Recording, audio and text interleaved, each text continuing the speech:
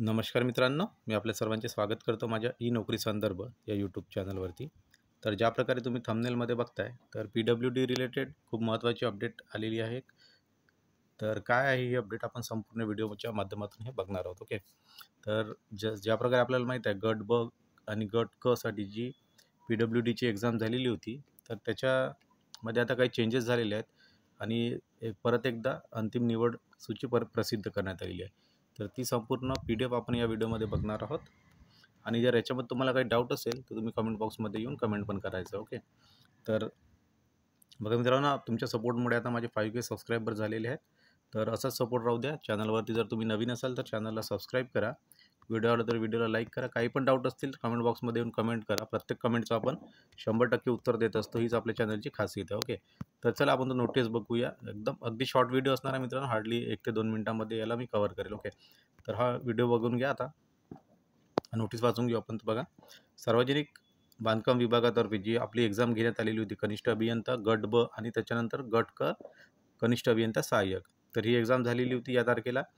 त्याच्यानंतर इथं काय म्हणतं, समांतर आरक्षण व सामाजिक आरक्षणानुसार तयार करण्यात आलेल्या अंतिम गुणवत्ता यादीतील खेळाडू व माजी सैनिक या प्रवर्गातून पात्र ठरत असलेल्या उमेदवारांच्या कागदपत्रांची अंतिम पडताळणी इत्यादीचे सोपस्कार पूर्ण करून शासनास शिफारस केलेली दुसऱ्या टप्प्यातील अंतिम निवड सूची प्रसिद्ध करण्यात येत आहे.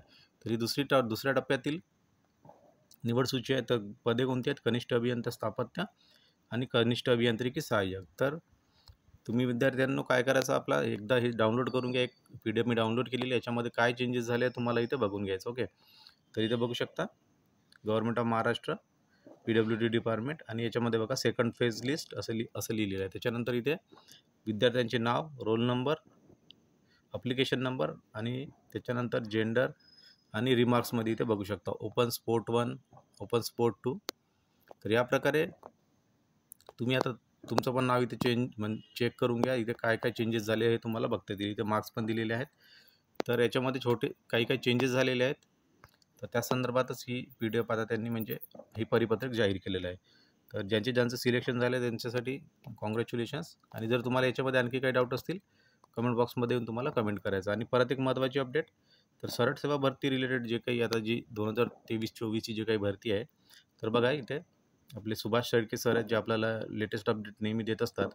तर त्यांचा ट्विटर हँडलवरती एक नोटीस आलेला होता, एक मेसेज होता. तर बघा, मुख्य सचिवांनी प्रत्येक विभागाला पुढील 15 दिवसात जास्तीत जास्त निकाल, कागदपत्र पडताळणी आणि नियुक्त्या देण्याची व्यवस्था करायला सांगितली आहे. म्हणजे याचा अर्थ जे काही आता पेंडिंग एक्झाम ज्यांचे रिझल्ट लागलेले आहेत, ओके, मग ZP असो की सार्वजनिक आरोग्य विभाग असो, तसंच WRD आणि इतर पण एक्झाम बाकी जसं PWD झाले, तर या सर्वांचे निकाल आता इथे लागणार आहेत. म्हणजे एक आदेश दिलेला आहे. तर आता बघूया किती दिवसापर्यंत, म्हणजे किती दिवसात फॉलो होतं. जास्तीत जास्त आता 15 दिवस उरलेल्या 15 दिवसानंतर इथे आचारसंहिता लागणार. ओके, तर ही संपूर्ण माहिती होती. एवढंच. आता याच्यामध्ये आणखी सांगण्यासारखं काही नाही. Thank you very much.